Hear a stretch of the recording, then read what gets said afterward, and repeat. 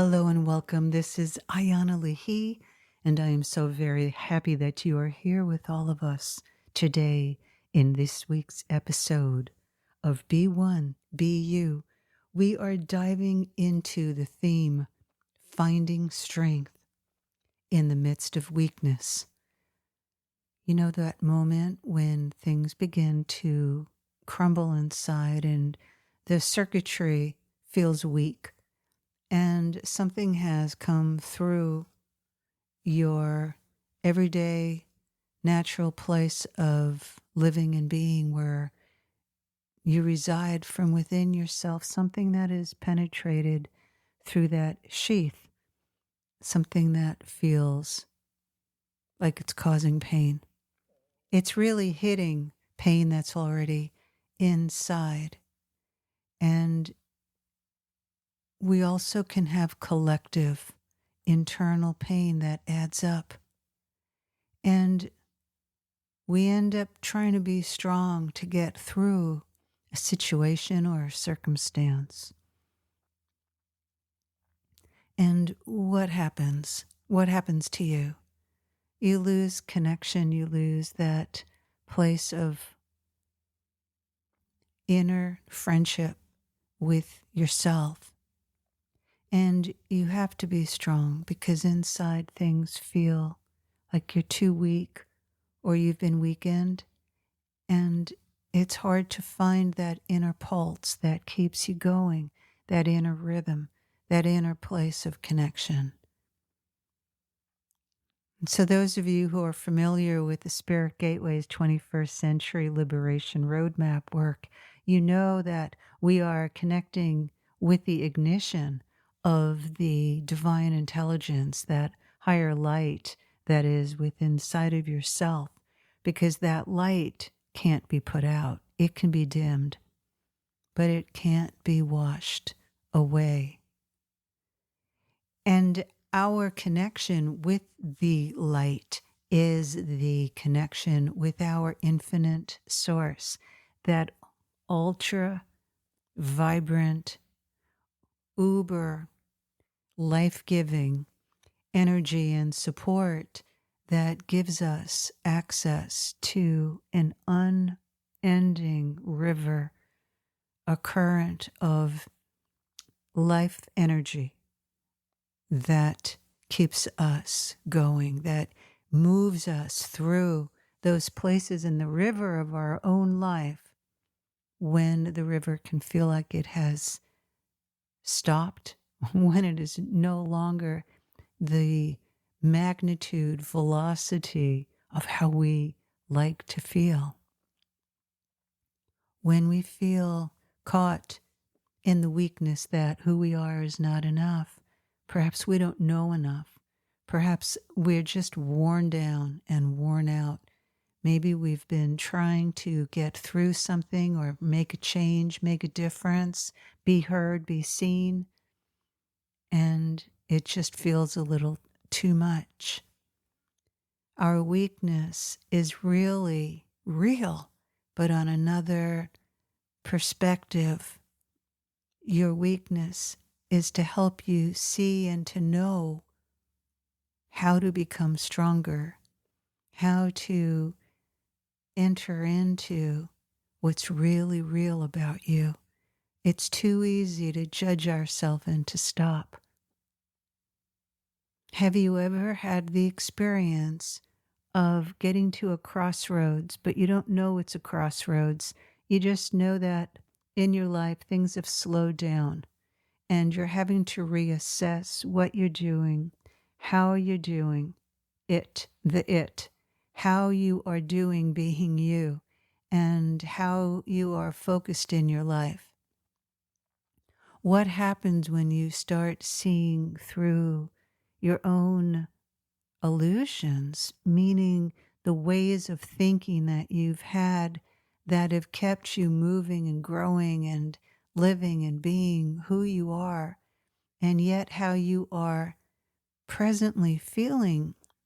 It might be that there's another way to go, there's another doorway or gateway to move through, but you don't know where it is. What do? And by not knowing how to move forward, it makes you feel isolated and alone. And if you stay in that place, things start getting stagnant, and it feels as though there's nothing more for you to really do in a situation. You could feel useless or disempowered. Well, what is that turning point of shifting from the weakness into the strength?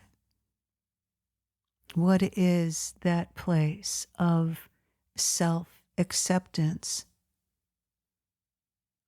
What do we accept and what do we have to surrender? We have to accept what comes through our surrender. And when we feel the weakness, what my embrace is for you and with you is, rather than judging or moving away from the weakness, to move through the weakness, gather up the files of information within inside of yourself and receive those files and listen to them as they share with you, whether through an image, a feeling, words, or in silence, what made you weak long ago in your lifetime as a young child, going into puberty, as a teen, as an adult. What were the hidden patterns inside? And those hidden patterns are the nuggets of strength, because those patterns are those moments that are frozen in time where we believe reality as we are thinking it to be in that moment, and we bring that reality forward. Those moments of weakness can go through the A to Z category in your internal filing system. It could be a moment when you're called on in second grade and you don't know the answer, to a moment in third grade when you did know the answer, but perhaps because you knew the answer and someone else in the class didn't, it made you feel weaker, not as much of a person, as much of a dynamic, loving, compassionate person as you wanted and want to be. We all are on a track. It's a pathway to entering into, reaching, becoming one with who you really are. So your perceived weaknesses are doorways that have to be walked through. And I was once told something by the head of the department in the college I was at, and he told me that I wouldn't be able to accomplish a certain thing that was very important to me. And that moment in time, because of my inability to really speak my truth, created a weakness. It created a short circuit within inside of myself that took me decades to mend. And that weakness I turned into strength through a lot of hard work, internally and externally. When you are told you can't do something, don't believe it. When you are told that you are the cause of an argument, and you know that you've been practicing showing up with compassion and really listening to your partner, don't believe it. Trust that when the light within you begins to blaze and emerge, that your light will trigger someone else who doesn't want to see their light, because it may not ring true in their mind system, their thinking system, that being one with the light is actually powerful and of strength. I have found that in my greatest moments of weakness, that when I come to the light within inside of myself and I allow the light to take the place of what feels weak inside of myself, what happens, really what happens. I have to surrender. I have to let go one system for another. That's moving from the old paradigm into the new paradigm, a new paradigm that is happening around the globe. It's a new paradigm where your mind, the way your mind is wired in with your body, is connected into the infinite quantum spiritual. And I use the word spiritual with hesitation because spiritual is living life consciously. That's what it means to me. And there is an opening inside of the way that your heart brain, meaning your heart center in your chest, is evaluating and interpreting reality, information. Your heart center is the only center in your body that can properly, truly discern and ascertain what is really going on.